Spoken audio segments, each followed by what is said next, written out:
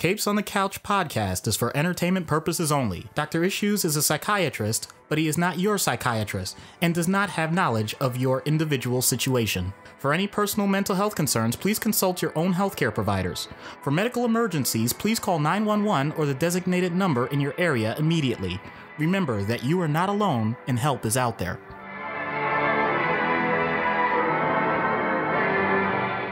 Hello and welcome to Capes on the Couch, where comics get counseling. I'm Anthony Sitko. And I'm Dr. Issues. This is issue number 49. It is a patron request. Thank you, Matt. This is our first thematic episode. This will be covering underage and minor sidekicks to adult heroes and all of the inherent issues associated with that.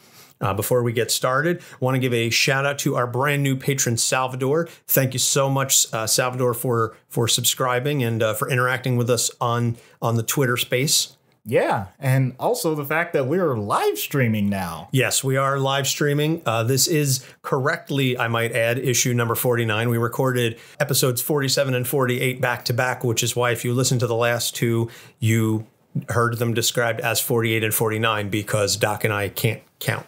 Mea culpa. Yes. Us a culpa, I guess. Is that us in Latin? Us? That's yes. Okay. Yes, I say that is us in Latin. All right, whatever. We are sorrio. That's us in Spanish. That's we're sorry in Spanish. And we just lost Salvador. Thanks. we lost Salvador and a good percentage of our listening audience. No, but seriously, thank you, Salvador, for joining us on Patreon. If you'd like to join the awesomeness that is our patrons, you can go to patreon.com/capes on the couch and subscribe. We are accepting patrons at the $1, $3, and $5 levels. Our $10 level is locked up. That's why Matt is making his request today. Before we continue, I should say, Doc is going to be having a recurring column this month on Adventures in Poor Taste. So you can check that out at adventuresinpoortaste.com. He's going to be discussing the psychiatric and mental health issues of Spider-Man characters. Actually, it's a lot of fun. I just have to be careful to make sure I don't repeat things that I've already done with some of these characters, because we've done quite a few, actually. We have. Our the first column is actually all about Norman Osborn. So you can read that one. That one will be up now, or at least by the time it's up now, I believe. And by the time this issue is released, it will be up. We're looking to do Sandman next. And we'll see who else comes down the pipe. But so if you can go to adventuresinpoortaste.com is the website and check them out. You can read Doc's writing. I have nothing to do with that. That's all him. I like how he says that, and yet he often provides me with the inspiration as to what to actually write. So he does deserve credit. I don't know that I provide you with the inspiration of what to write. I just remind you that we have deadlines and that I need something from you. So I am not so much. I'm not the inspiration so much as I'm the cattle prod in your ass. Yeah. Going. Yeah, that's fair. They're emailing me right now. Like I need this from you like yesterday, please. Yeah, like 6 a.m, where I completely forgot after I was on call and go, oh crap. 6 a.m, Tony's at my door. Get iced tea on your ass. Lastly, we've gotten a lot of great mailbag questions because even though I couldn't count properly, our actual 50th episode will be the mailbag. And we've gotten a lot of great questions. Shout out to Marvel Mythos, Into the Night, several others who have gotten back to us with some questions for the mailbag. If you have anything that you want us to discuss, whether it's a character that we've already done, it's a character that we haven't done, and you want, I guess, a little sneak preview, you want to know something about us personally, professionally, whatever, please shoot us a tweet at Capes on the Couch. You can respond to our Instagram. You can respond to this YouTube if you're watching the live stream. You can go to our Facebook, facebook.com/Capes on the Couch. You can email us at capesonthecouch@gmail.com. We are welcoming any and all questions. I think it's going to be a fun mailbag. I've taken a look at some of them so far. I don't want to think that much on them because I would like it to be much more of a spontaneous response. But so far, the questions we've gotten have been pretty top notch. I'm purposefully not looking at them ahead of time. I want to be surprised. Yeah, I'm looking at them insofar as I acknowledge that we received questions, but that's it. I see it. I go, okay, we got some questions. And literally like right before we're set to record, I'm just going to copy and paste and just grab a whole bunch of the the questions and then just paste them into a document, print it out, and we're just gonna go. Just gonna shoot straight from the hip. Yay, sounds like fun. No thought process, much like we do pretty much most of these episodes. Yeah, pretty much my entire life. But oh well. So delving into the episode proper, like I said, this was brought to us by our present level patron, Matt, who requested that we discuss underage, teenage, minor kid sidekicks to adult heroes. Now, the notion of a sidekick. So, by the way, before we really get started, this is going to be a little bit different format wise from our regular episodes because we're not covering a particular character. There's not going to be a skit. There's not really going to be a treatment section per se. We can discuss some things in a very top level, but because there's not a particular situation that we're looking at with a specific individual or specific pairing, we're really not going to be able to discuss treatment. So this is going to be much more of an open-ended, free-flowing discussion. If anything, I feel like, and I know you always laugh at me, but I feel like I may have a lot more to say about some of the relationships and back and forth because we're not delving into the psychiatry on these so much. So I feel like I'll have a little bit more to contribute other than just sit back and let you talk and then say, yeah, I agree with you. Right. That's an excellent point. There are some things that I might bring in that sound a bit more towards the psychology realm, but I can't guarantee that. So we'll see where it goes. All right. So the first teenage sidekick, going back in comic books, because sidekicks have existed in literature and various forms of entertainment for centuries. You look at somebody like a Pancho, Sancho Panza or Sancho Panza. Thank you, from Don Quixote. Any number of the sidekicks that have been affiliated with a number of the great heroes over time. Comics are certainly no exception. But the first teenage sidekick that we see in comic books was Robin the Boy Wonder. Dun, dun, dun. He was introduced in Detective Comics number 38, April 1940, to soften Batman as much as one can possibly soften Batman. Yeah. Well, don't forget, at the time, Batman was still very much a pulpy type hero. And the books were, I don't want to say they were adult because they were definitely aimed at kids, but because it was an adult hero running around with adult villains, there was this notion that there really wasn't anything for kids per se. And so Finger and Kane said, well, let's create a sidekick for him. Right. Let's create an underage child and put them in dangerous situations. Yeah, we're going to get to that momentarily. But anyway, so Robin became very, very popular. And so this spawned a number of, I don't want to say imitators, but, imitators, basically. There's no other way to put it. Emulators? I don't know. Yeah, it's not really a pastiche, but ersatz. I don't know. I don't know what you want to call it. So you had Bucky, who was a sidekick to Captain America. You had Toro, who was a sidekick to the Human Torch. Speedy was a sidekick to the Green Arrow. And so these kids proliferated throughout adult comic books and basically served as either inspiration for the hero. A lot of times they served as bait, or they got in trouble, so the adult hero had to rescue them. They were basically playing the role of damsel in distress.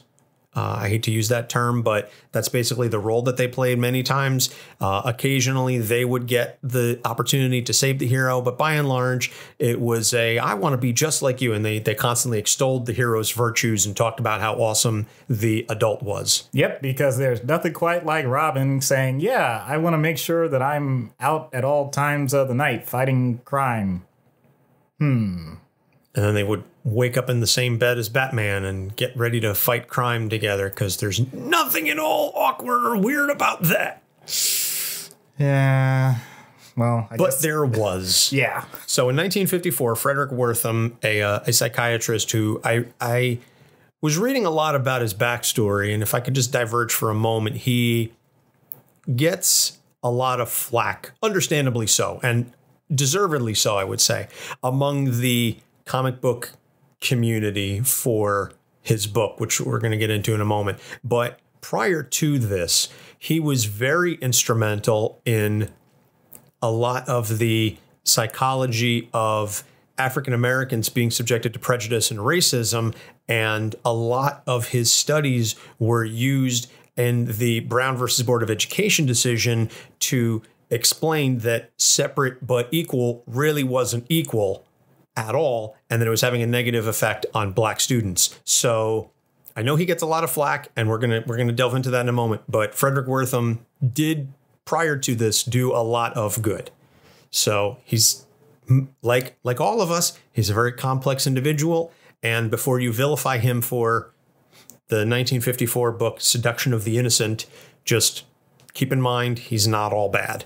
But having said that, he cherry-picked. So he wrote this book called Seduction of the Innocent, and he basically claimed that comic books were corrupting America's youth. And he pointed out potential homosexual subtexts, particularly in the Batman-Robin relationship. He pointed out a lot of issues with Wonder Woman and the fact that Wonder Woman's creator was into bondage and you know, the truth, the truth. Lasso of truth. I don't know why that wasn't coming to me. The lasso of truth and everything that implied, and the discussion of whether or not Wonder Woman was a lesbian. Keep in mind, of course, this was the 50s, in which point homosexuality was still technically considered a mental illness under the DSM. So it isn't exactly like they were the bulwarks of progressivism that we have today. At the time, homosexuals were considered deviants, et cetera, et cetera. And so it was a lot of homosexual subtext. There was a lot of graphic imagery, particularly in EC comics, Tales from the Crypt, and those types of horror stories. Very graphic imagery. If you look at comics from the 40s and 50s, a lot of those very pulpy books, zombies or zombie-esque, because I don't know that the term zombie was used much, but it was the notion of the undead. You had vampires, that very horror imagery. And it was some really wicked cool stuff. I mean, we look at it now in 2019 and go, wow, that's really, first off, amazing artwork, but also just the graphic imagery. Yeah. But by the same token, it was being marketed towards kids. And so Frederic Wertham said this is corrupting them. Again, he was cherry picking data. He was basically, I don't want to say the Jack Thompson of his time. For those of you who know Jack Thompson and his one man, crusade against Grand Theft Auto and how terrible video games are. But it was basically that notion of they're being corrupted by, like now we hear video games. And Well, there was a period of time as well with television, certain shows. I don't know if probably the number of viewers we have are familiar with Beavis and Butthead and the kerfuffle that caused, as well as Ren and Stimpy. You said kerfuffle. Yeah.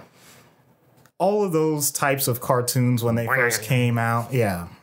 All of the imagery that portrayed. So this has always been an issue in media as a whole. First of all, who are you addressing as the audience? And whether or not that was your initial intention, who's actually watching or listening or reading, et cetera, et cetera. Yeah.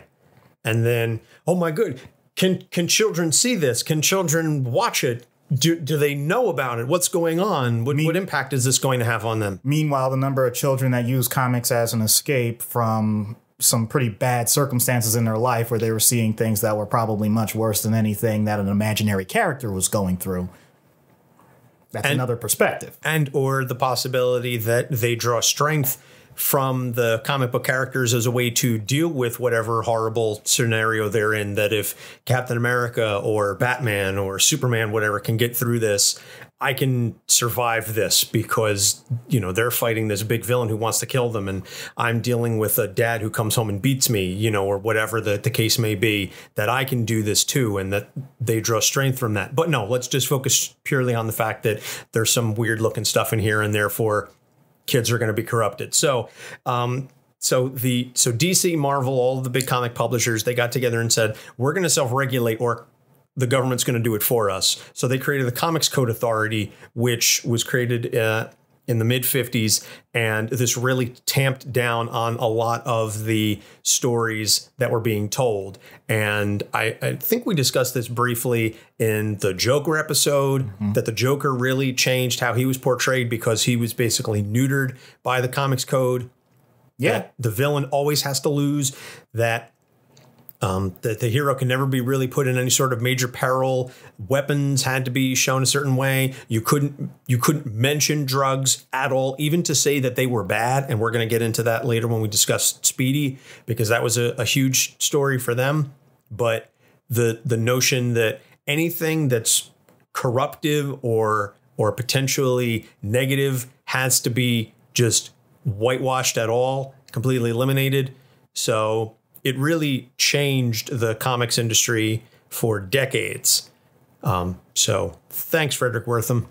I know you did a lot of good, but you really screwed the pooch on this one. Yep. It basically allowed for several discussions that could have been had because they were introduced in a relatively safe medium. And instead, people decided, especially young children in certain circumstances, would rather experiment for themselves instead of coming to their parents, or their parents even noticing that these things were becoming topics and therefore addressing the issues ahead of time before they became major problems later in life. Yes, I'm projecting. Yes, I'm giving a direct stance on how I feel about all of this, but I'm also doing it because it's personal to me. This really is how I viewed the world. I realized that fictional media is not a direct representation of everything there is in life, and it allowed me to have very adult discussions at a young age that I otherwise wouldn't have been able to have. I wouldn't be able to process these things if I didn't get exposed to them in a different way. So the idea that other people would be able to regulate before I ever get the opportunity to read, to hear, to see in a different format than just, heaven forbid, seeing someone die. Heaven forbid, someone getting shot. Heaven forbid, someone getting abused. The idea that I would have to get that from what's the most violent, aggressive, and potentially scarring material that we get? The news itself. Let's be honest about that. I'm not saying that the news doesn't have to exist, but the idea that people that are creative, that people can create stories that can have different lessons that you can start to pull from, that you could have a group of people that are willing to discuss that on a mature level, sometimes immature, let's be honest. You want to eliminate that by self-legislation? I'm not exactly sure that's the way to go. Yeah. How many times you read in the news and you go, I couldn't make this up if I tried?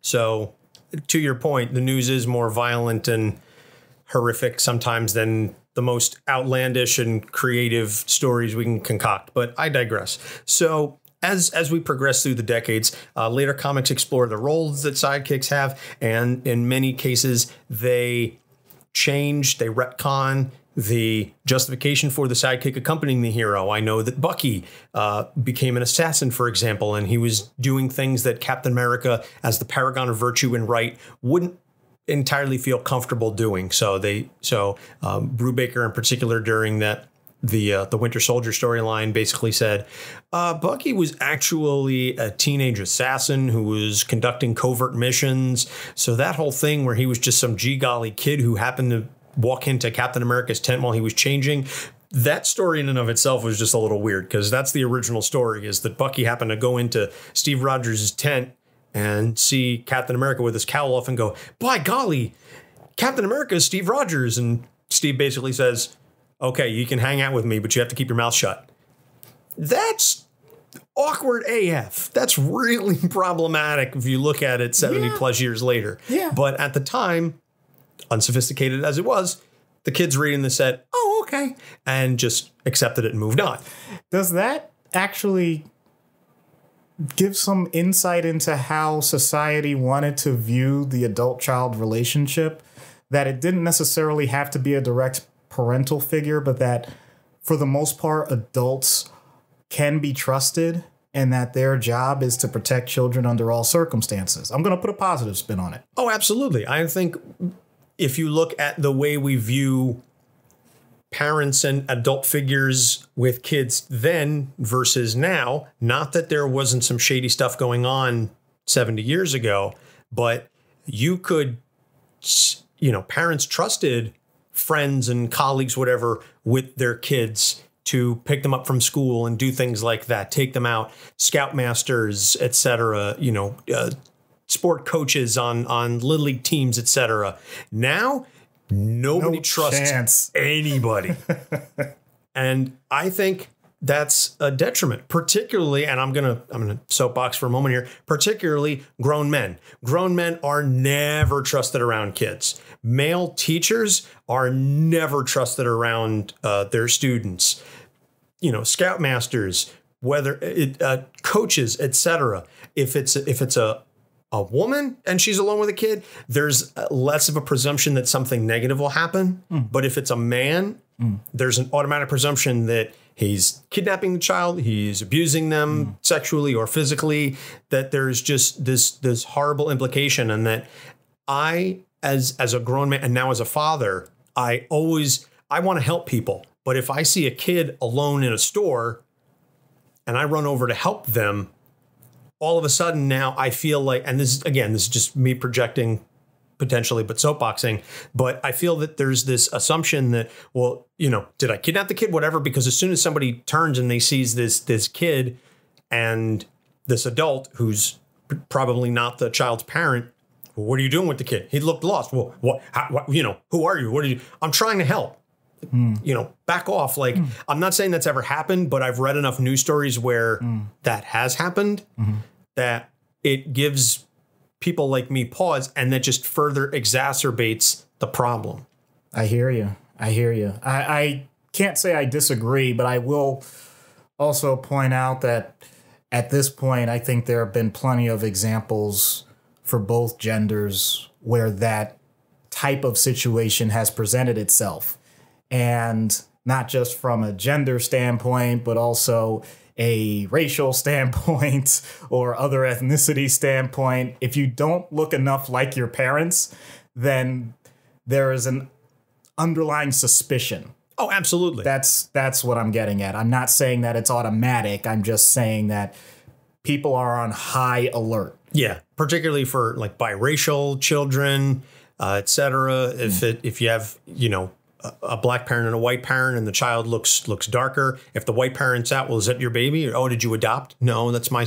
Did you kidnap them? Like, no, or vice versa. If the child is lighter skinned and the parent is darker skinned, there's that negative assumption as well. So that's a whole other thing. We could really delve into a whole side topic on all of that. I've noticed we haven't really even gotten into most of the true pairings, and we both have gone soapbox, one each right now. Yeah. Well, this is a topic I feel that at least tangentially can be associated with so many things that are sources of really, really good discussions and conversation. So, but I want to bring it directly back to the material, though. You've described so many of these developing sidekick, mentor, mentee situations.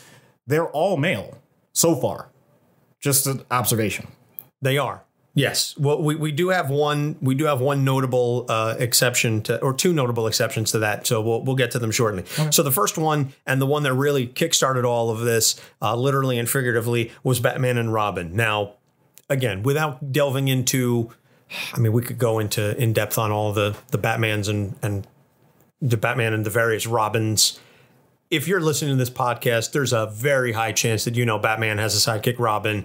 You may not necessarily know who all of them are, but you know that Batman typically has a young male. Most cases, Carrie Kelly being one of the outlying examples, and Stephanie Brown. But typically, it's a young boy who helps him fight crime, and Batman takes him under his wing. And all of the Robins have different personalities. And Bruce's relationship with each one of them is very different. And various Robins have been kept at arm's length at first to get Bruce from getting too close to them, particularly after the 1-2 punch of Dick Grayson leaving and becoming Nightwing, and then Jason Todd dying. Right. So those two right off the bat. Spoiler, Jason Todd, Red Hood. Oh, God, I love Red Hood. I'm sorry. Spoiler being another character entirely. Stephanie Brown. Right. But so when Tim Drake came along, the third Robin, there was this real notion that Batman didn't really even want him there in the first place. And you're more of a DC guy than I was, so you're a little more well equipped to be able to speak about this. But at least of what I know from the Batman Robin mythos and history is that Batman does not always really get close to the Robins, it's just more of a utilitarian mindset, and that he begrudgingly accepts them. And I know that the Lego Batman movie played that up to, that was basically the entire central focus of the movie, is that Batman pushes everybody away and won't let anybody get close. But the notion that he doesn't really allow Robin to join that inner circle and to open up to them. And yet the Robin character is always there to help Batman. Why? Why does Bruce take Robin under his wing if he's not going to let him get close? And then why do the Robins stay? Well, I'm going to challenge the premise to begin with. Dick Grayson was his ward. It was known that he was responsible for this young man as Bruce Wayne. It's not as if that relationship was completely artificial. So from that standpoint, he got exposure to the idea of what to do with a young man and how to foster a positive relationship. The fact that he had to at some point, because they knew each other well enough, that he would have to let him in on, I'll say, a quote unquote family secret, really gets the ball rolling with that. So he didn't have a choice in theory other than to say, if you're going to be here, you're going to see all of this. You're going to deal with all of this. How do you want to handle that? Well, he recruits.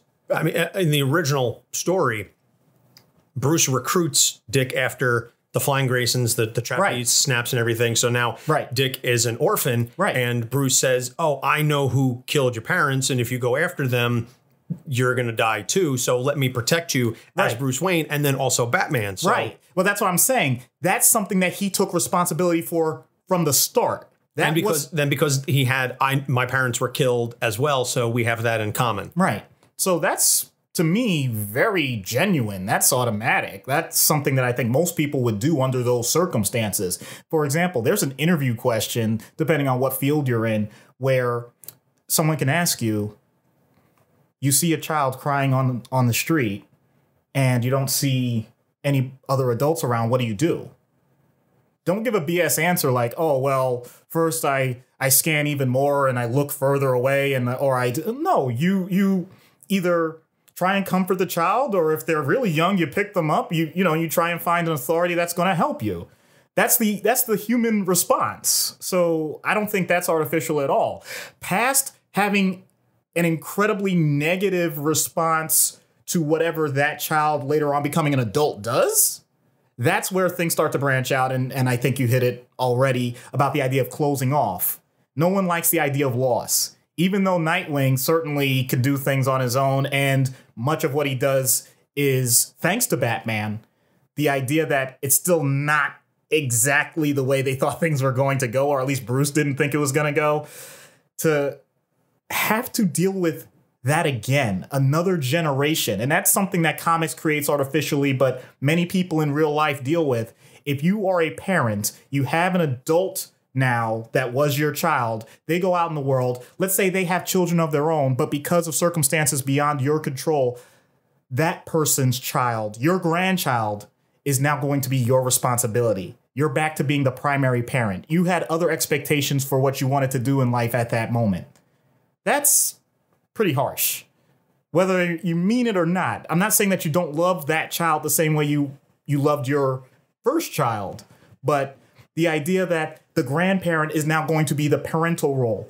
I'm exaggerating for the sake of demonstration, but I think that's what Batman is experiencing over and over again now with different Robins. You already mentioned different personalities. I'm saying also different circumstances throughout time. There are goals that he has for his own life, and the idea that he's always drawn into because of what he does, he's going to be that person that young people will aspire to be. He gets thrust that upon him when I'm sure he has his moments of reflection saying, wow, I chose to do this once. I really meant to do this once. So there is some level of resentment that can build up.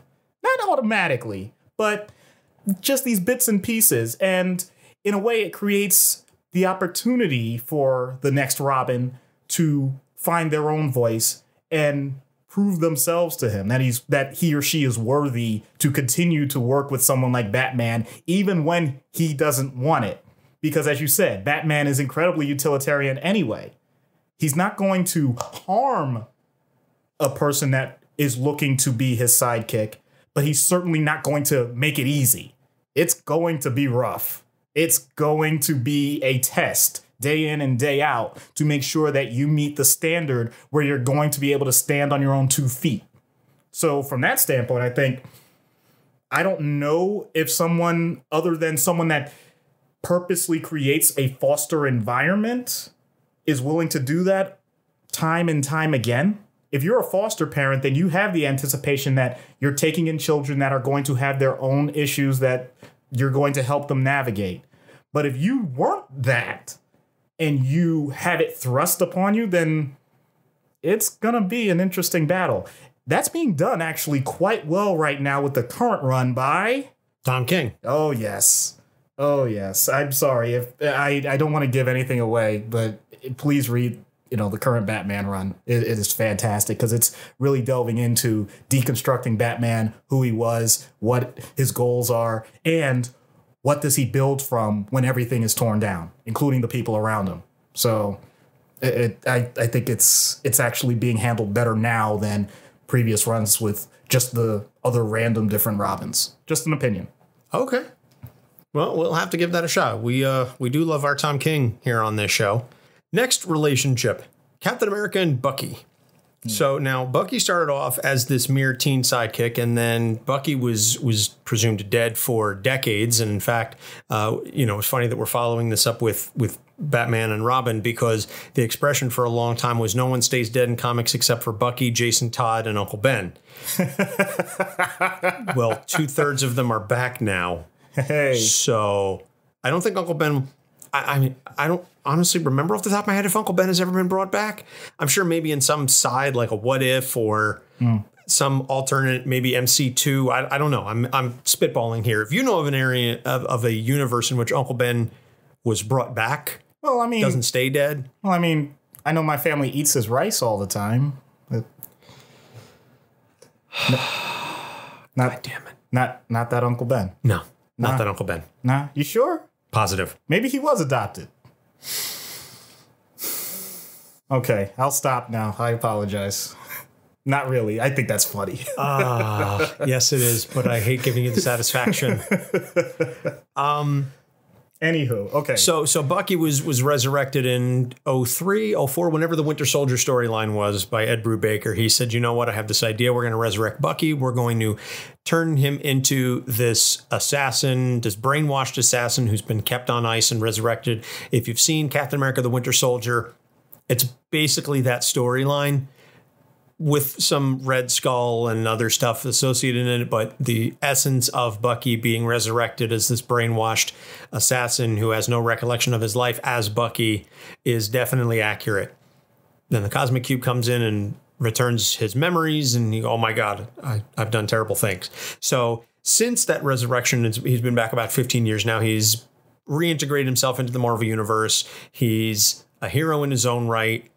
He was Captain America for a spell after Steve's death. And so that is a relationship that is very much, that is different, I would say, than the Batman-Robin relationship, because that one has been shown, particularly since the retcon, that they're much closer in age than they were in the beginning, where Steve was in his mid-20s and Bucky was like 12. Mm-hmm. Now they're a little closer in age, but that notion of Steve and Bucky being so close and best friends with each other, that is something that has been done so well in the MCU. The portrayals of the way that they write Steve and Bucky in those movies is an accurate depiction of the way that they are in the comic books. And so that is a separate relationship, and that is much more egalitarian than, and I would say, and I would even dare say healthy, although I'll leave that to you to be the ultimate arbiter. But I would say that the Cap-Bucky relationship is a lot healthier than, say, Batman-Robin, because it's more egalitarian. First of all, me being the reflection of health, that's often said of doctors, and that scares me for different reasons. But anyway, to get to your point, I liken this to a situation where you've had a close friend in school, let's say high school, because by then you are developing your own independence somewhat, you have your own personality, and not necessarily the same grade, though. In other words, let's imagine like a freshman and a junior. Like there's just that separation. They're going to have sort of different social circles. They may have different experiences on a day-to-day basis because of where they are and what they're thinking of at the time. Freshmen in general are looking to frickin' survive. Meanwhile, juniors are starting to look at college or whatever careers they're thinking of and majors or their relationships with their girlfriends or what they're going to do. But if for whatever reason, be it circumstance or actively sought out or other common friends, whatever, you end up becoming close, you don't notice much after those initial transitions. So yes, for that moment, things are very different. Or in the case of Cap and Bucky, originally, yeah, it was older guy, younger kid, and he's going to just develop along that path, but they got separated for whatever reason and came back together much closer. So be it. I'm not even automatically chalking that up to the age part, but just saying those types of circumstances can be incredibly fruitful because the older person or the person with more experience, let's say, can pass on things to the younger person without it sounding alienating. There's no difference in generation. So even if they're artificially have different experiences, in other words, Captain America did not do the exact same things that Winter Soldier did, clearly, but they were both soldiers. They're both people that respect a regime that as long as they're doing what they think is what's going to benefit society, they will continue to do so no matter what. When you have a mutual understanding that we are going to work towards a common goal and you are there with me by my side, even if we're not exactly at the same point in our lives, we can bounce things off each other. We can have different perspectives that broaden our ability to handle multiple circumstances.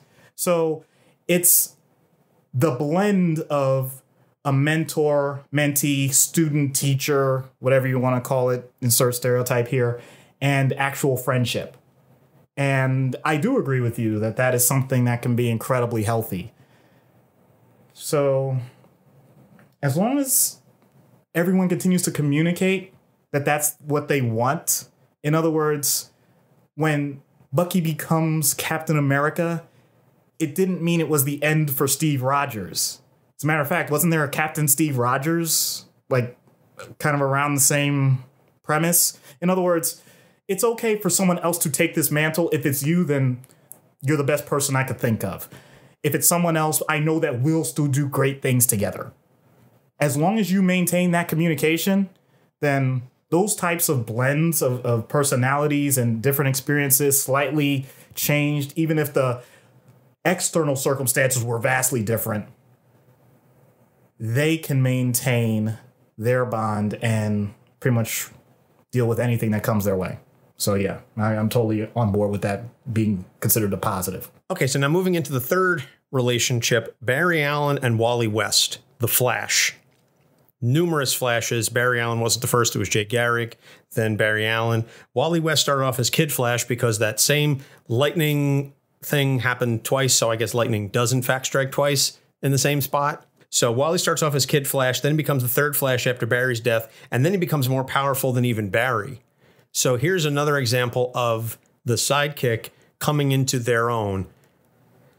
But I don't know that this one has the hero, the sidekick stepping up into their own hero, much like, say, a Dick Grayson becoming Nightwing. But it doesn't, I don't think, have a lot of the baggage necessarily that some of the other relationships have because of the nature of who Barry and Wally were. That it was a much more just because Barry was his uncle, if I'm not mistaken. So you already had that relationship, and now Wally steps up envelops the Speed Force. Again, you're more of a DC guy than I am, so you can speak to the nature of the Flash relationship a little bit better, but they're all part of the Speed Force. I know Barry was dead for like 30 years. He just came back not that long ago. Oh, dear God, don't talk about the Speed Force right now. I don't think anybody in DC wants to deal with the Speed Force after the things that have happened in Heroes in Crisis. But anyway, sorry, I digress. So, but in any case, so now here's a situation where the sidekick ends up becoming more powerful than the hero that they supplanted. I hesitate to say replaced because nobody ever stays gone for long, except for Uncle Ben. So what does that do then to the nature of the relationship or to the sidekick and their mentality that I'm now a more powerful hero than the person I took over for? What impact does that have on Wally? That's a good question. So there are two possibilities I could think of. And they have to do with what Wally's expectations were in the first place. Did Wally want to be Barry? Did he want to do things the way Barry wanted? Did he want to continue that as a legacy? Or did he want to do things his own way? Did he want to go a completely different direction? Well, they both have incredibly similar powers and abilities. So there's a strong 99.9% chance that he's going to end up in a path very similar to Barry. That's real simple. That's not surprising in the slightest. But there's a transition that for many people can happen at some point that can be incredibly scary or can be liberating depending on how you view it. And that's the idea that the person that you're under is going to leave at some point. They're going to either die or they're going to have to step aside, or they may just dissolve the relationship, or there may be a mutual agree to dissolution. But in any case, things are going to change at some point. And what are you going to do about that?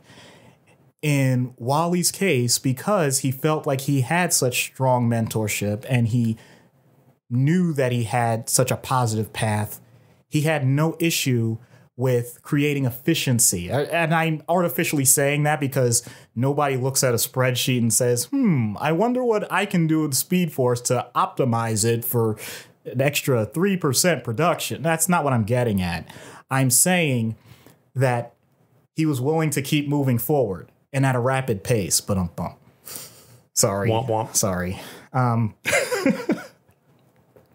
No, but the point stands that he knew that at some point he was going to be the person that would be responsible for everything going on. So was he going to shy away from it and try and find someone else to take that situation? Or was he going to lean in? Was he going to actually put forth as much effort, if not more so, than anyone has ever done under those given circumstances? The number of times that a business has been created and the person that was the understudy takes over that business, may take it in a slightly different direction, but then ends up with greater profits, greater popularity, does more than anybody ever imagined for that particular industry, all because they kept the same principles of the person that was before them, but had a slight difference in vision or a slight difference in aptitude and talent. Because even though Wally and Barry had the same abilities, that doesn't necessarily mean they had it all in the same quantities or developed it in the same way. Barry was basically doing it from scratch, and sometimes you get an opportunity to do the remix and it's just a little bit better than before. So I'm not taking away from Wally surpassing Barry. I'm just pointing out that when you have a positive track like that, sometimes the simplest thing to do is accept your destiny, move forward, and continue those principles ad infinitum. There's nothing wrong with a life well worked if that's what's working for you in the first place. All well stated. Yeah, the notion that he was able to take that because he had such a good mentor and become a better hero by putting his own stamp on it is, I think, something it's a very interesting notion. And also the idea that just because they have the same power that they use it in different ways. I mean, look at the various Green Lanterns. Just even just among the Earthbound Green Lanterns, they all have the same power, but they use it in very different ways. Their constructs are different, and they attack the villains in a different way because of who they are. So I think there's a lot to be said there. So now shifting gears, here's another one that Matt mentioned, and we discussed this briefly during a Wolverine episode. Wolverine with Kitty Pryde, Jubilee, and X-23. Wolverine takes young girls under his wing and trains them to become ninja assassins. You know, this gets even more awkward when you realize how old Wolverine is anyway. Just saying. But I'm going to point out that every indication has been that he does it in a positive light. So stick with that. If you know Wolverine's backstory, and if you want to get more into that, listen to that episode. He didn't exactly have the best of situations with his parents. And so the opportunity to be a parental figure to those that have none or have poor ones themselves is a wonderful thing. He's the example, unlike Bruce Wayne, like I said, that no matter what is willing to be that foster person.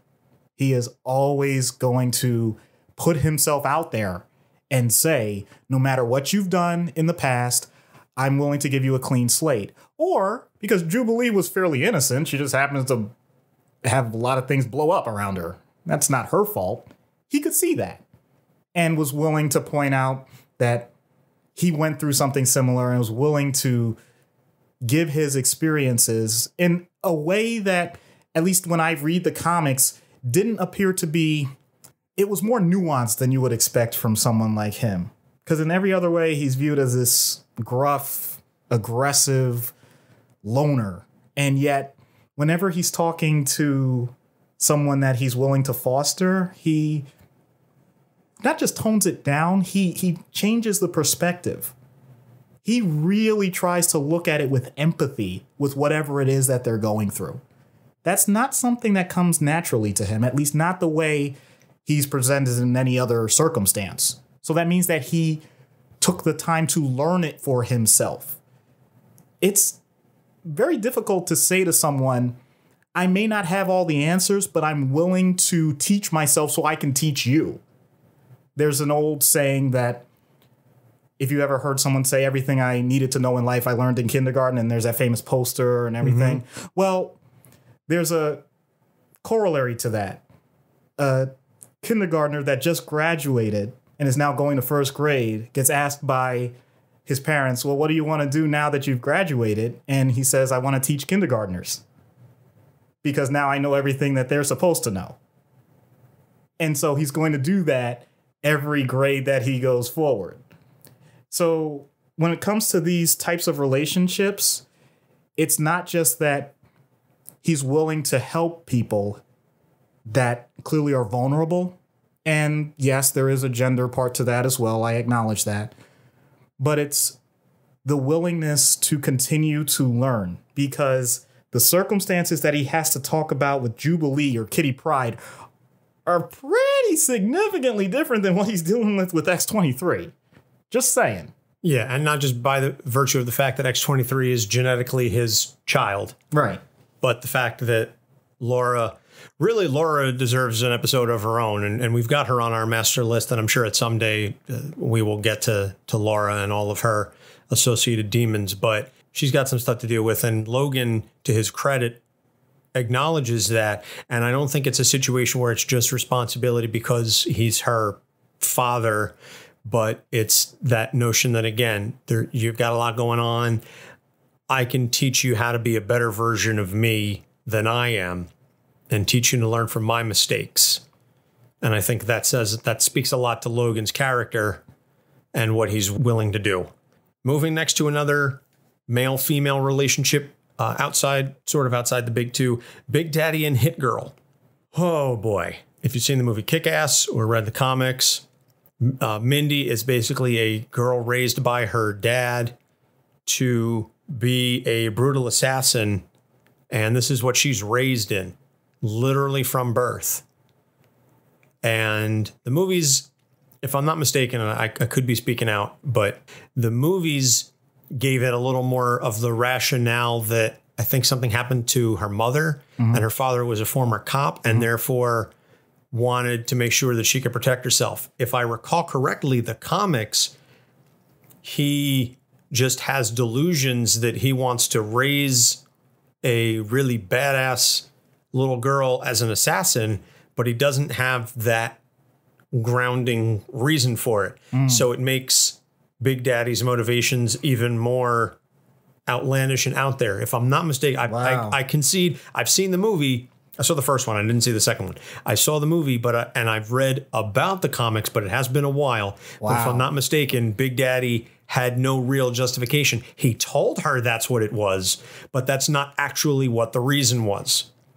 Well, that's just an example of authoritarian parenting, but it has a nice wrapper to it, a nice packaging, where it's clear that she was going to have to do whatever he said anyway, but because she happened to be good at it and, depending on the portrayal, enjoying it, that there was no friction. There was no conflict between the two. I don't know if that's necessarily healthy, though, because what does that do to everybody outside of their really tight, isolated sphere? I don't know how you break into that, because what motivation would her father have to change anything if he's getting what his ultimate goal is, and she has no other experiences to even look outside of that realm? So thankfully, for the sake of entertainment and comics, she gets exposure to other things, and that's the whole point. But it wasn't going to come from him. And I'm sorry, we're very unique and individual. I understand that. But there is a part of us, we're still kind of like meat puppets, meat robots, where you put in all of this particular, specific, and unwavering sensory information and data that you're exposed to in this moment. You're going to put out things that are incredibly similar to what you've been exposed to. That's it. And unfortunately, if it's during your formative years, it's much less likely that you're going to end up adapting that at any other point in your life, unless somebody or something intervenes during that still critical young period. So in theory, if we don't get the entire kick-ass plot and storylines, et cetera, then we probably end up with a woman that kills because that's what she does. And I don't mean in the Wolverine, I'm the best at what I do, and what I do isn't very nice. It's why would I give a damn die?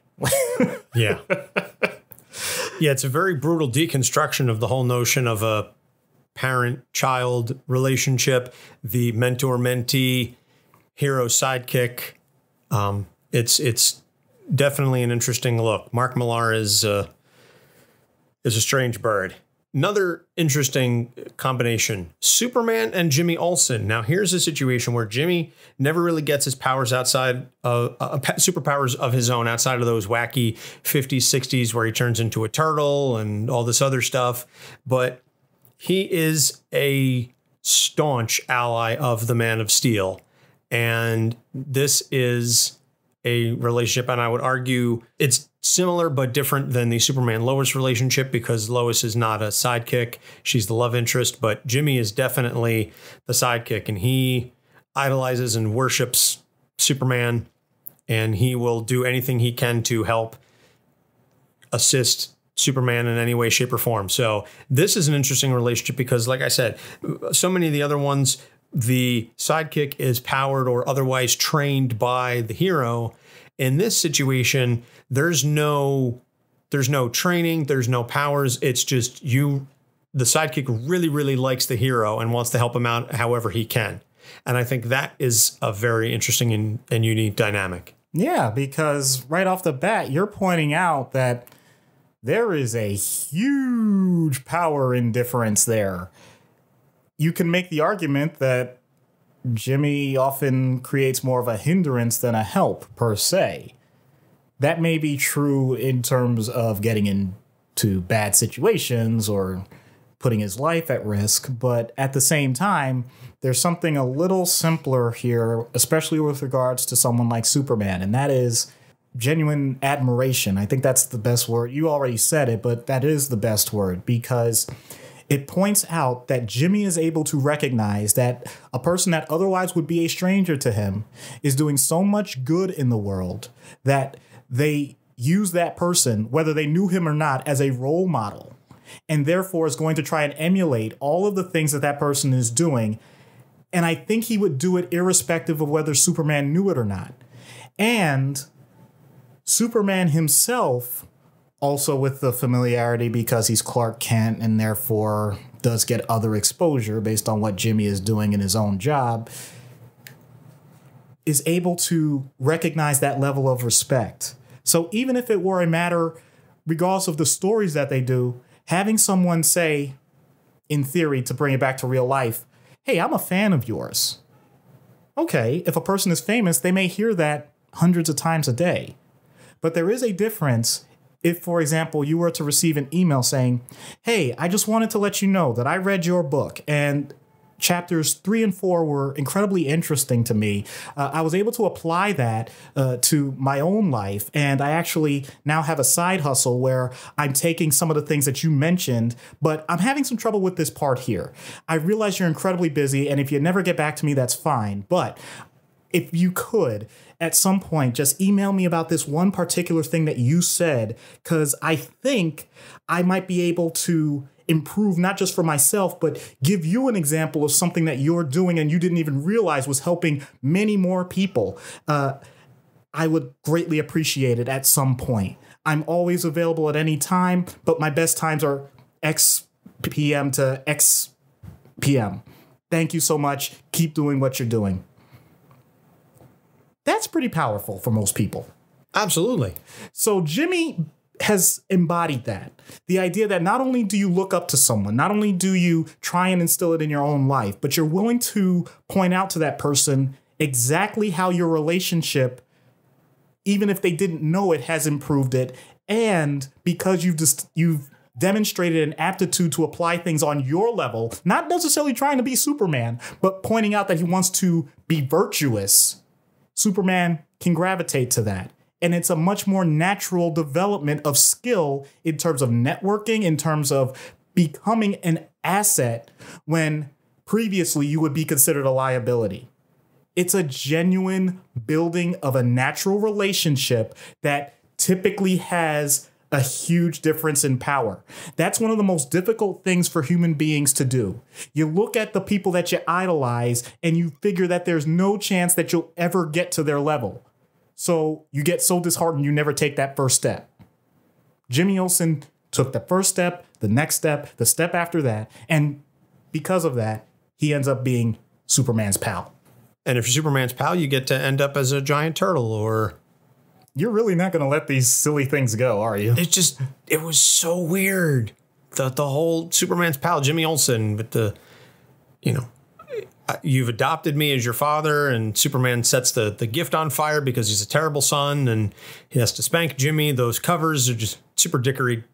Is hilarious. The last one I want to talk about is a sidekick. I guess the sidekick of all sidekicks, Rick Jones. Rick Jones was a sidekick to a number of different heroes. Captain America, 2 different Marvels, the Hulk, and Rom the Space Knight. So here's a guy who spent a good portion of his life hanging with heroes. And I don't want to say it didn't matter who, because I think he was a little, at least partially selective. But what does that say about Rick Jones's mindset that he's willing to stand for so many heroes? I'm going to say that there's a real positive on this because my natural inclination was to say that indicates a level of codependency, but no. I think Rick is comfortable with the idea of being a lieutenant. There is nothing wrong knowing that there are people that are always going to be in the ultimate position of power.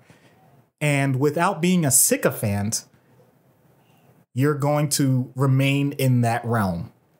It's not just that you know people, it's that multiple people know your value. And there's going to be a reason that you're going to stick around for a long time.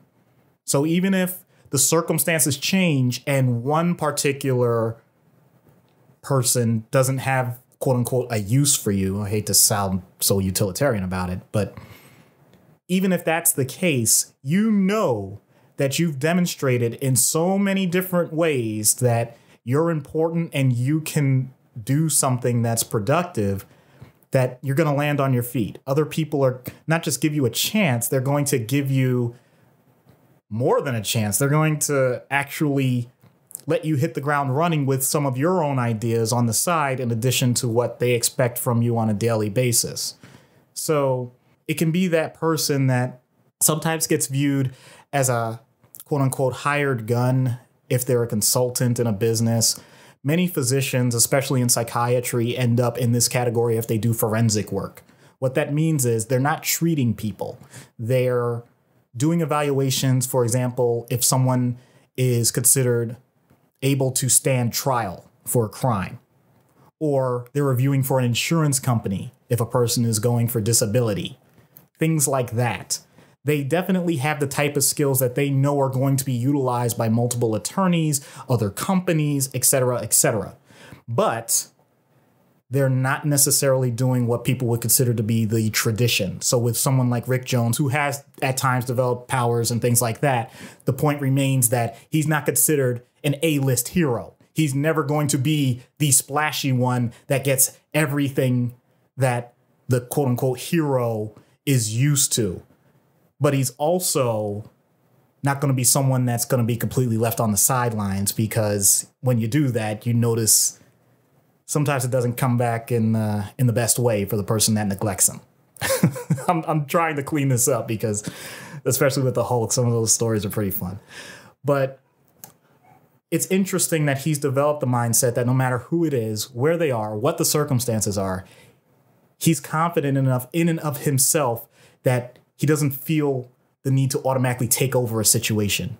He's willing to blend in and become the ultimate accessory. Okay.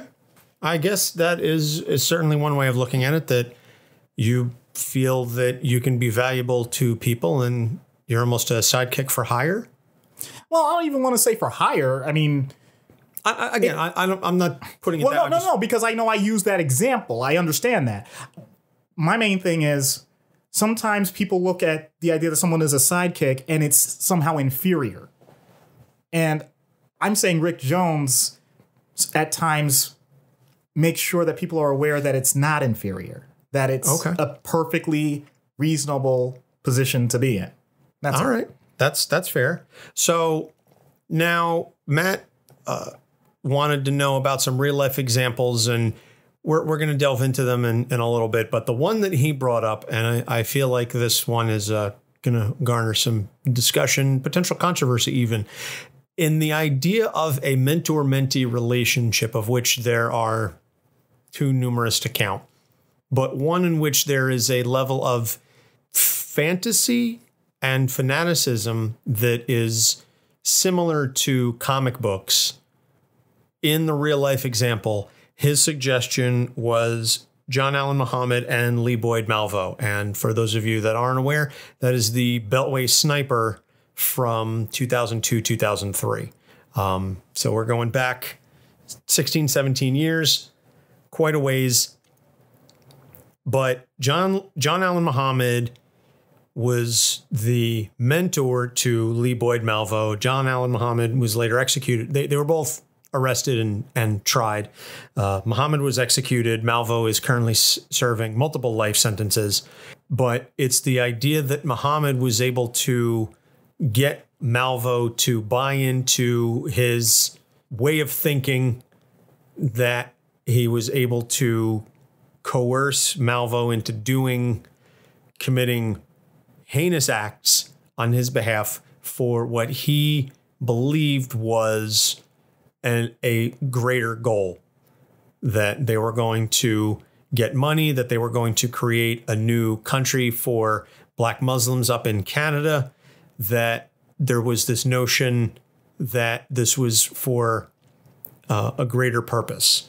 And again, I don't know how much you want to speak on this, but the notion that Malvo served as a sidekick to Muhammad is certainly not a heroic one, but I don't know how much you want to go with this.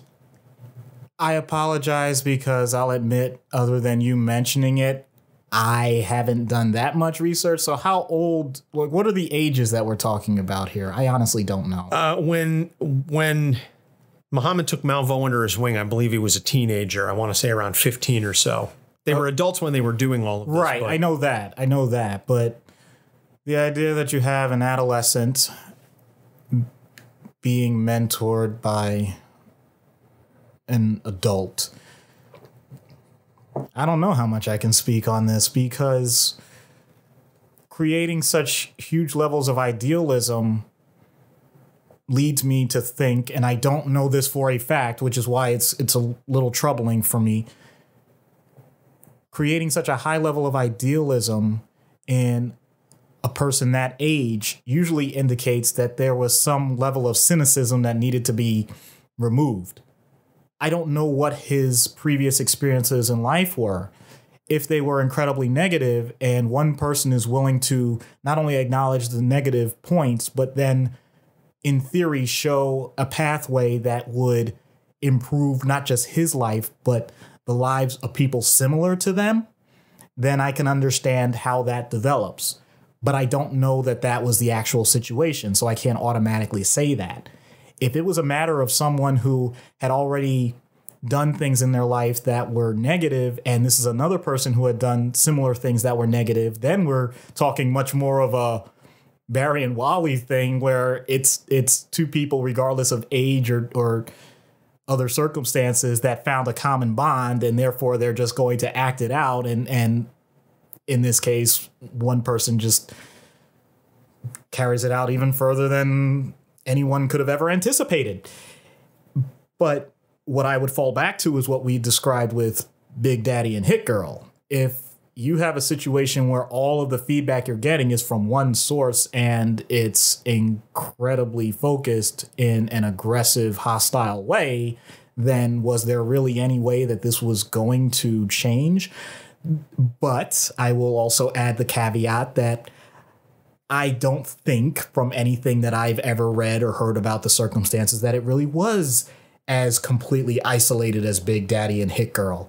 This is all speculation, and I'm not sure I can go farther than that. Correction, I know I can't go farther than that, because I don't know these people. I don't know any of the really intimate details that would allow me to do a true analysis of what's going on in their minds. I only get the information from any of the news sources that any other person would have. So to make it clear, I can't give diagnoses. I can't do anything of the sort in terms of developing a treatment for these types of situations. I can only give what I would like to think is a rational opinion. And even then, if I don't have accurate information, it may be irrational. I don't know. But I'm being genuine with what I'm saying right now. I hope that it reaches the type of person, if you have concerns that the world is not going the way you want, that there are many different options.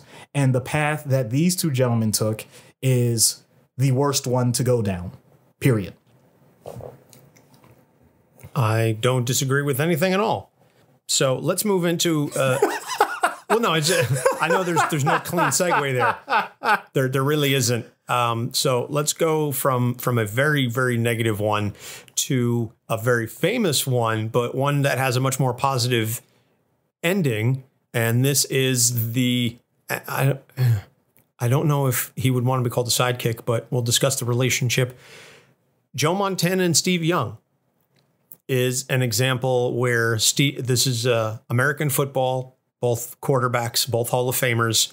Steve Young was Joe Montana's backup for many, many years on the San Francisco 49ers. One of several that he had. I know there was Steve Bono and Steve DeBerg, among others. or maybe DeBerg was only when he went to Kansas City. I was going to say that was Kansas City. Bono was Niners and Kansas City. I remember that much. But in any case, so Steve Young was brought in to be Joe Montana's backup. And if you don't know anything about Joe Montana, know that he was one of the greatest quarterbacks who ever played the game.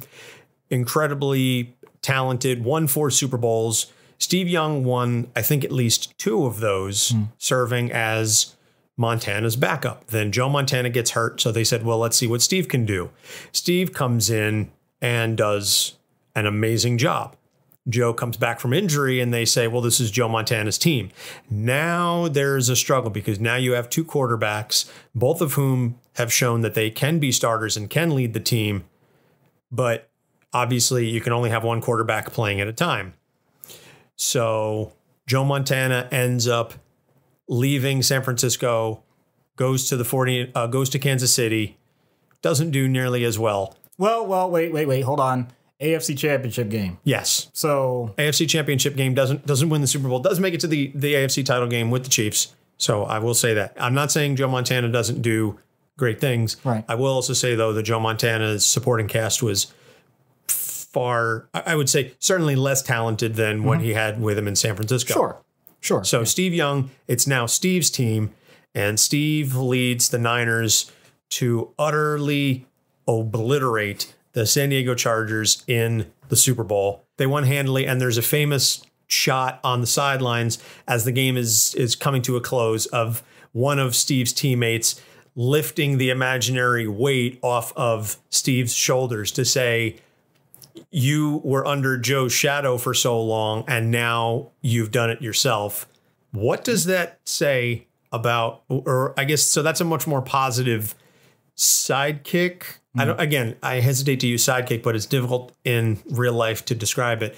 The notion of a backup being coming into his own. Right. Because now they're both in the Hall of Fame. Exactly. They both achieved massive success. I will say that the information, once again, from the same sources that anybody else can get them, indicates that they weren't exactly friends when they were on the team. Part of that was because initially, Steve Young had definitely demonstrated talent, and that's why the 49ers wanted to make sure he was on the team. But barring injury, it appeared to be, once again, from information anybody can look up, that as long as Joe Montana was healthy, he was going to remain their quarterback, period. So when someone like Steve Young, who has massive talent, is given an opportunity to take the helm as the lead person, this is the opposite of someone like Rick Jones. It's not just whether or not he wants to grab it in the moment. He doesn't have a choice. Can you imagine what would happen if when Joe Montana gets injured, Steve Young says, I'm not sure I'm ready. Can you grab the third string guy? No one does that. No one does that in sports. Most people don't do that in life in general because it's really clear. You don't get multiple chances unless it's pure luck. You usually get that one opportunity, if that, because so much of life is random. So the idea that before this, any interaction that Steve Young and Joe Montana had was going to be a competition.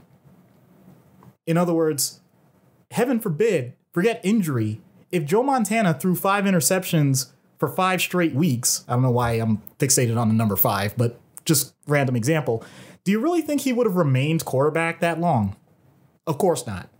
Poor performance over long periods of time usually leads to massive changes. And Steve would have had his opportunity much sooner. So from that standpoint, you have incredible built-in antagonism because Steve Young, in theory, would want Joe Montana to fail. And Joe Montana wouldn't want the extra pressure of someone like Steve Young taking his job. Having said that, especially over the most recent years, Steve Young is an analyst for, I forgot, I don't know if it's still... I think CBS. ESPN. One of them. I know it was ESPN. I don't know if it still is. I apologize. I know we're going to get corrections. But the point remains that he's still involved in football in that way. Joe Montana is much less involved on the media side of things and doesn't really do that much related to that. But there was a commercial with both of them that played off of the tension that the two always had with each other, including basically they end up with a really awkward handshake at the end. Just acknowledging we were on the same team. And when you're teammates, you know that you don't want to create extra friction under most circumstances.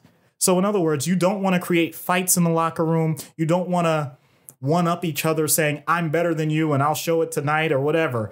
You just want to make sure that you coexist. And as long as you're coexisting and the team is winning, in other words, the ultimate final goal is happening, things will continue to progress forward. I don't know if Steve Young has acknowledged the things that he's directly learned from Joe Montana as a quarterback. I don't know if Joe Montana has acknowledged the things that he hoped Steve Young learned from him. But you would have to think that if you're playing the same position at a high level on the same team for years on end, that something was passed on from one to the other, almost by osmosis. I mean, it's hard to imagine that didn't happen. They're going to be in the same quarterback meetings. Even if one is first string, second string in practice, they're seeing what the other parts are doing. Steve Young definitely has to see all of it because his goal is to ultimately be the starting quarterback of a team at some point, even if it wasn't the 49ers. He wanted his chance. So he's going to focus heavily on what Joe Montana is doing with that. When Joe Montana is rehabbing, he needs to see the fact that Steve Young is an incredibly agile left-handed quarterback that Joe Montana is not, and say, wow, if he's able to incorporate those skills with the players right now, how am I going to deal with this when I don't have as much talent if they send me somewhere else? And so he had to learn exactly what his own capabilities were in a different situation.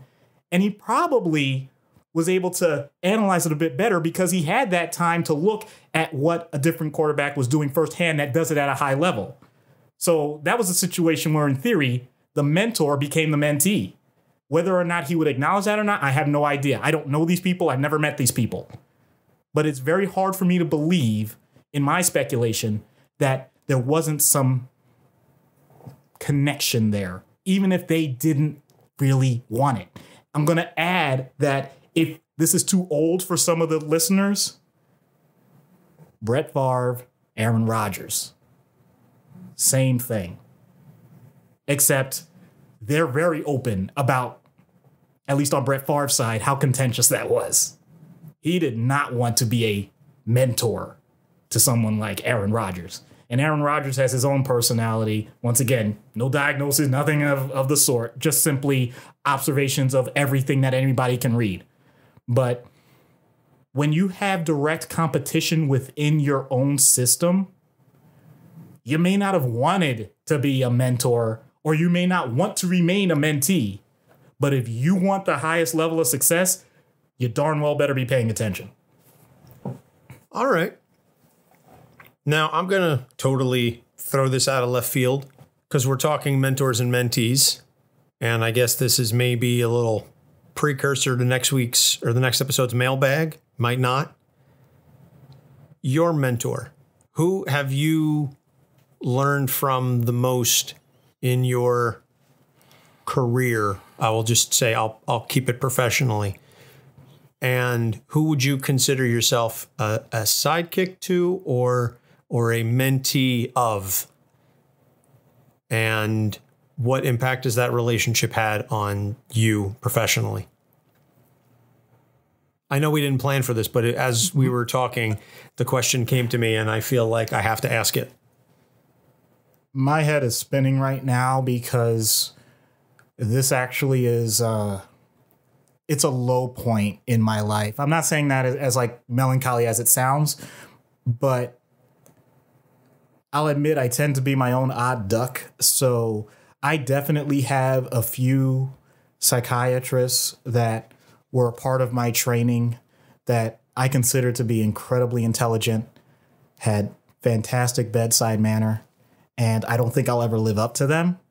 So I don't know if I have permission to say who they are, so I'm not going to go that far. But I can think for myself that, yes, there is a person, one of whom has one of the greatest stories ever, where he literally came from communist Cuba and was a salesman there, even though he had full training in psychiatry as a psychiatrist, because that's what he needed to do to make ends. And he literally had to go through the water and touch ground in Florida.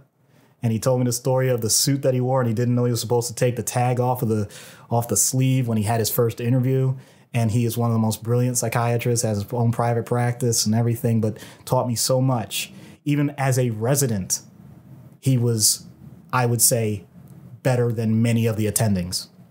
And I'll never forget that, because the way that he did things and the way that he just continued to learn and encourage us to learn, because when he became an attending, I got to spend some time with him during one of my rotations. It was fantastic. And I still think to this day of the things that he taught me. Now, to say that I'm continuing that with another generation, I don't know if I am. And I don't mean that in such a negative way. I'm saying that my job doesn't have a residency attached to it or things like that. So I'm not able to go that far with that. But I am going to go ahead and say this. And this is where they may not expect this. And I don't know if they'll ever hear this. But I do have one family member that is about 10 years off from me. And she's smart as a whip. She's currently doing fantastic things in the healthcare field. And I know from what she wrote about me at one point that she clearly viewed me as a mentor. So even though it didn't continue in that way for that much longer, the fact that it even happened is one of the greatest things that I'll remember for the rest of my life. So without naming names, I'm sorry. I know for some people this is where they get lost because I'm being so vague. I apologize. But the people that I'm talking about, if they ever hear this, one of whom is probably going to be like, what on earth are you mentioning me for? I'm doing my job. And the other one, I hope she appreciates it. So, yeah, that's a fantastic question. I'm glad you asked it. No problem. I'd like to think I come up with good questions every once in a while. So I don't know, as I said, as we were discussing early on, I don't really know that there is a treatment that we can mention because all of these relationships are so unique and you don't really want to treat a relationship, particularly one that is healthy. Mm-hmm. But what advice, I'll put it this way, what advice would you have to people who feel that they are lacking in a mentor in their, so focusing, assuming our listeners are the quote unquote sidekicks, just to put it that way, what would you say to them to get a positive mentor or a positive role model or to find one out if they are lacking one? Once again, personal opinion. First thing, get rid of some of the stereotypical statements. Can I have a cup of coffee with you? Can I pick your brain? Those sorts of things. Because what you're saying is, can I leech off of you? You may not mean it that way, but for the most part, for people that already have full schedules and other things that they're doing with their lives, for someone to approach them in that manner basically says, hey, can I take some of that time and energy from you so that I can get better? People in general don't want to hear that. I think I gave already a decent blueprint for how someone can approach a potential mentor with the Superman Jimmy Olsen situation. You have to point out, also with Rick Jones, you have to point out that you have value and that you're willing to create a relationship with another person. That is much different because the first thing, let's say it's someone that has done something that you wish to do. I'm not just talking from an emotional standpoint. I'm saying in your field. There's nothing wrong with saying that you appreciate what they did. As a matter of fact, you're better. But you have to point out what your value is. And I can already hear the question. I'm just starting out. What value can I have? If you're just starting out, then you have more energy than the person that's been doing this for their lifetime. So you can bring your energy. You can bring your passion. Because people often say in life, follow your passions. I'm going to tweak that. It's not just a passion as in something you like.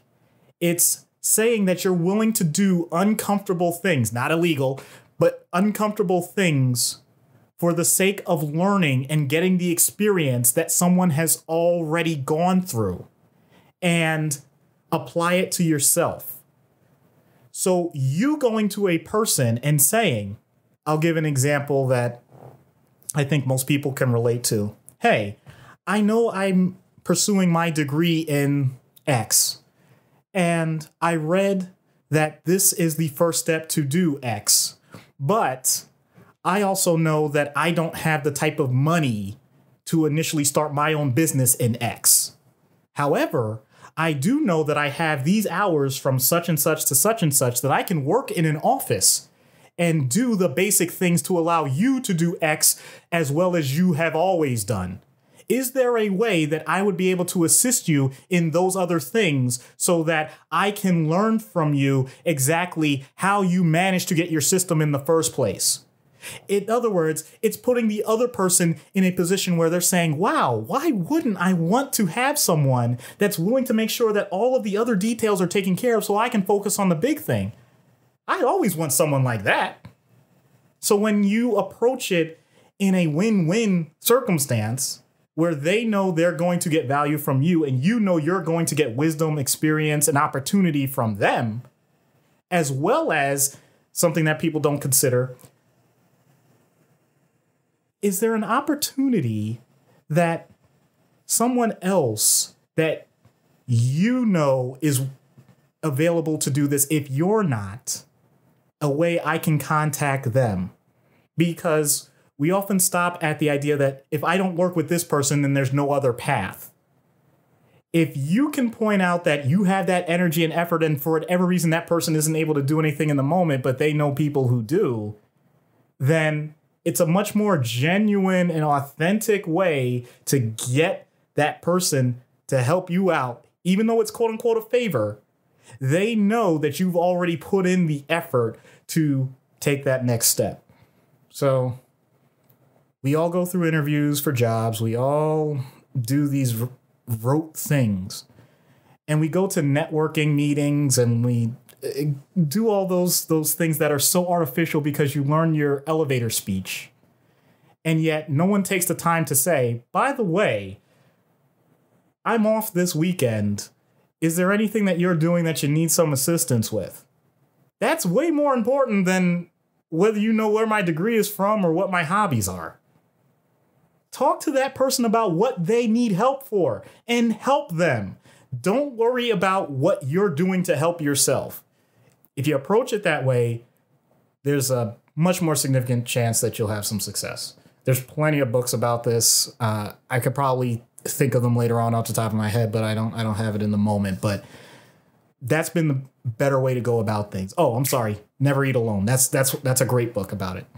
Just the idea that you're trying to develop positive relationships with people that are genuine above and beyond anything that you have in terms of your own personal or business goals. Okay. Excellent advice for our listeners. That's what we do here. I figure if we can't give them treatment and we're not giving them a skit this week, if nothing else, we can give them some advice. We try to provide value. There you go. Provide value for our listeners. So I think that's going to about wrap it up here for this particular episode. As I said, it was a little different, a little off the beaten path for us, but I like it. I like going outside the norm, keeps us on our toes, keeps the show fresh, keeps things inventive. So we're going to continue that with our next episode, which, as we said, is our 50th episode, which will be a mailbag. So keep that in mind. You can email us, capesonthecouch@gmail.com, tweet us at capesonthecouch. You can respond on Instagram, Facebook. You can join our Patreon. You become a patron, like Matt and like Salvador, our new patron, thank you so much. You can go to adventuresinpoortaste.com to read Doc's column on Norman Osborn and the rest of the columns that he will be doing the rest of this month for Spider-Man. Thank you to AIPT for inviting us to join you. I know that we got a request from Kate at Ignorance Was Bliss. She wants to do a collaboration with us. So by the time this episode airs, I think it will be just before her live show, which is July 12th in Chicago. So you can check out iwbpodcast.com and iwbpodcast on Twitter for information on that. I think that's about all we've got. Can you think of anything else? Any other plugs that we need to make? No, not really. I just want to know, when are you going to, let me step out of your shadow and actually be a man myself? I'm tired of being your sidekick. Oh God, that came across so hollow. I'm sorry.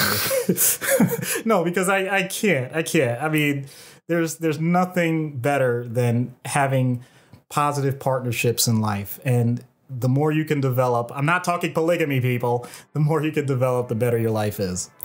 Absolutely agreed. So thank you so much. For Doc Issues, I'm Anthony Sitko. Thanks for listening. We'll see you next time. Capes on the Couch podcast is for entertainment purposes only. Dr. Issues is a psychiatrist, but he is not your psychiatrist and does not have knowledge of your individual situation. For any personal mental health concerns, please consult your own healthcare providers. For medical emergencies, please call 911 or the designated number in your area immediately. Remember that you are not alone and help is out there.